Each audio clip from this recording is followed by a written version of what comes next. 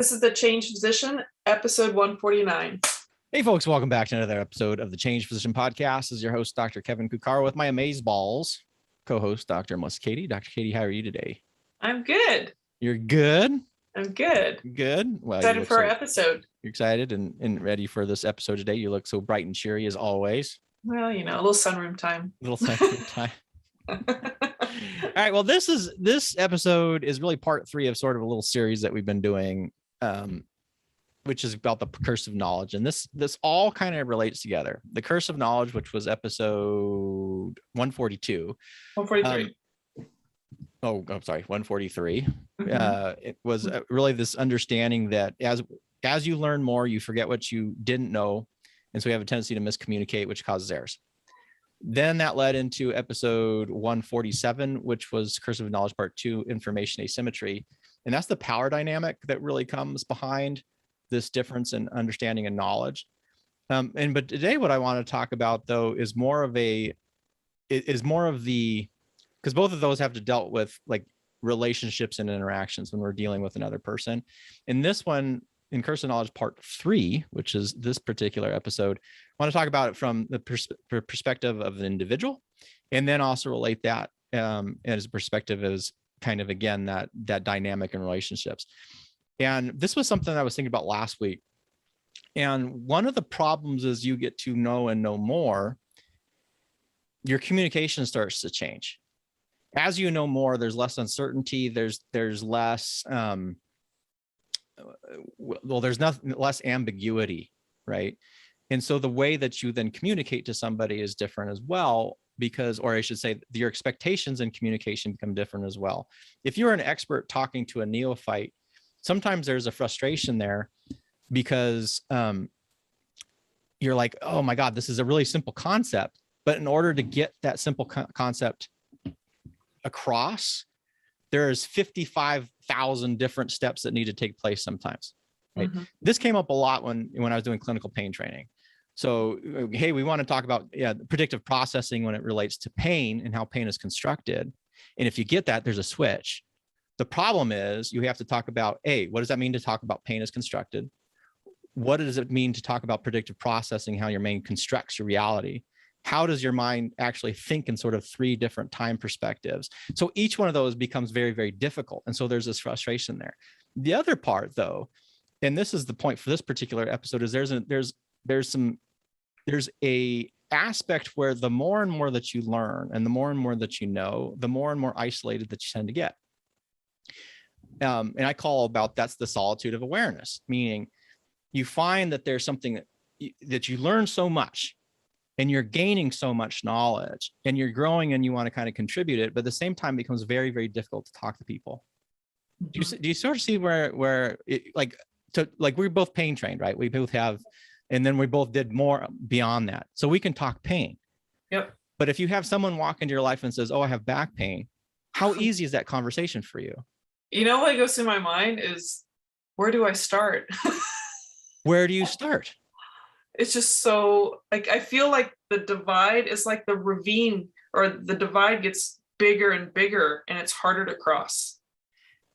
And worse than that, I should say, because that's just dealing with an individual. And if they're coming to you for help, that's even harder, because you really want to try to help them.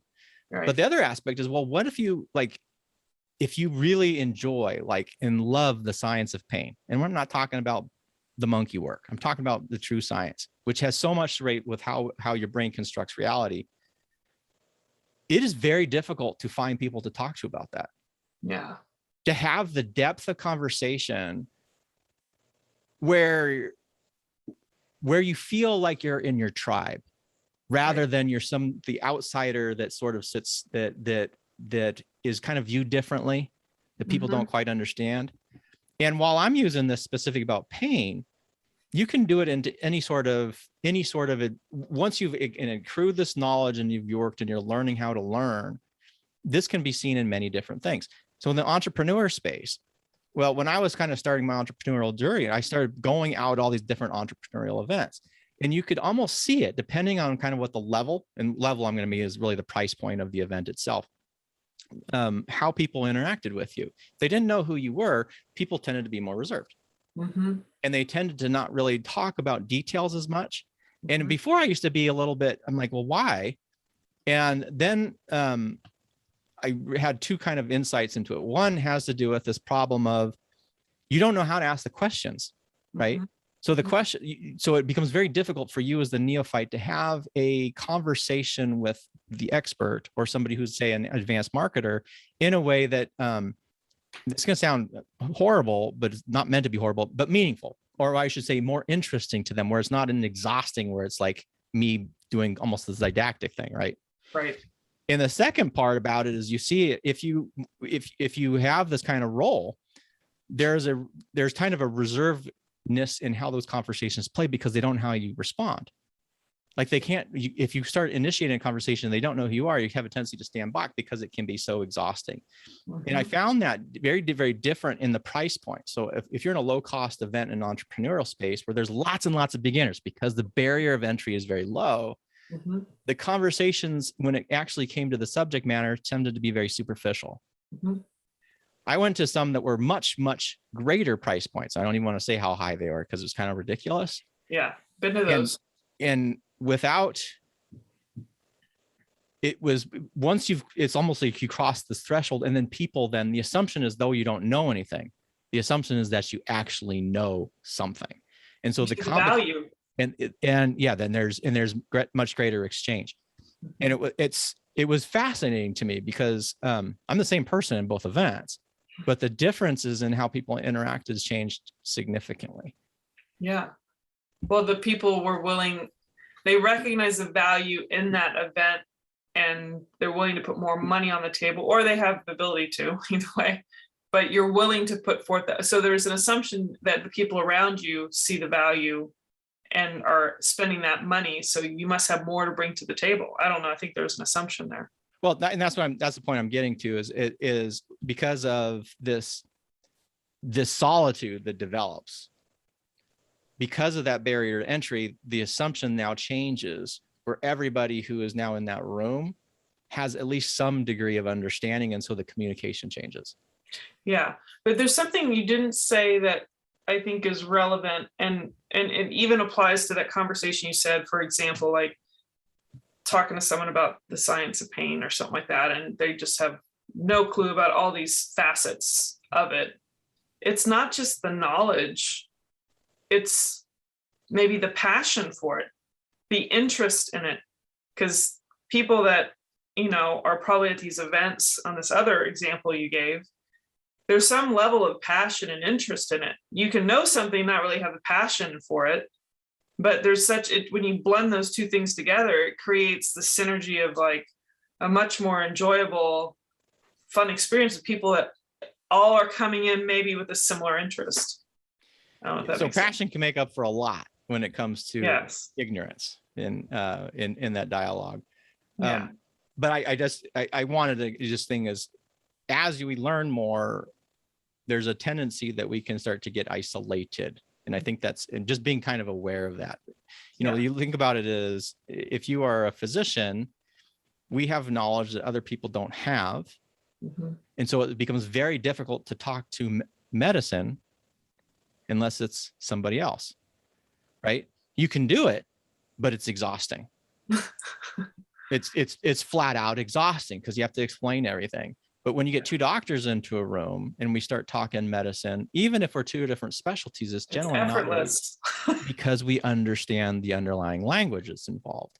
Yeah. And so what I'd like to encourage people to do, kind of the takeaway from this though, is to recognize if you're pursuing, we talked about, I mean, we've had guests on this thing. In the podcast is really about the changed physician. So health, how do you change your health and get better? How do you change your relationships to get them better? How do you change your finances and get better? How do you take in control of your life and get it better? You need to understand though, is the more that you learn about this stuff, the more difficult it is to find people to talk to Relate to. and relate to. And that is normal. Mhm. And that's been when we're outside of this day and time of and we're sort of on the threshold now with some of the advances we're having around COVID, is being able to see that you need to get to the events where people are at that have your interests so that you can talk about them. You know, if you're super, super lucky and maybe you married the person who has all your same interests, maybe, and then you can have those conversations all the time, that's a little bit different. But if you're not, or your peer group and the people around don't understand this stuff, you got to get there. You know, and you can put this into all three: the health, the wealth, and the relationships one. I think that the health is probably the least isolating in many different ways, but certainly the finances and when it comes to relationships are, and finances when it includes entrepreneurial spaces. Because just think about it, if you were on the path towards financial independence, that group, like if you just talk about that to just lay people or people who may not have a little bit of background, you can sound, that can be a very, very difficult conversation, right? And then there's all these judgment calls that come in and like, well, why are you quitting medicine and and why are you doing this? And, oh, money is the only thing that you think about all day, blah, blah, blah, right? All this stuff. And it really isn't a reflection of, it's not a reflection on you. It's a reflection of the person who's making those assumptions. So if you're feeling isolated and you are starting this path and you're starting a path of change where you are taking control of your practice, you're taking control of your finances, maybe you're taking control and you want to improve your relationships, just recognize you need to get into the groups, or at least be active and engaged in looking for where other people have those same interests, and also have some degree of knowledge so that you can actually have intelligent conversations about this stuff. And if you don't, it can be very, very isolating. Yeah, which is why the Change Physician podcast and community exists. one reason. That's kind of the hope in the one of future, is many. that we start getting those events going so that we can start topping these things and you can find your tribe. Right. I still have struggled for this on my end for quite some time on two different issues, but the biggest one for me was definitely the pain standpoint. Is I have so much that I love about pain, and there's hardly anybody I can talk to. And anyway, that's hard. Like, I think that's to me, that's actually the hardest community. Because there's such a few, there's like this little itty teeny bitty community out there. But the other ones is like entrepreneurial space, man, getting into a crowd of people who actually understand, well, why is it that I want to take control of my life? Why would I want to start a business? What are the steps that are involved with that? How does sales and marketing play into this? How is it that you start defining what value is and isn't? How do you manipulate in a way that perceived value actually serves your client better? That really is, I think I missed that a lot from not being able to travel, because I love my wife and I love my kids and I try to talk to them about that, but they're simply not the same thing as being in a group of people who are passionate about this topic and have some degree of knowledge about it, so that then you can really connect and grow and go from there.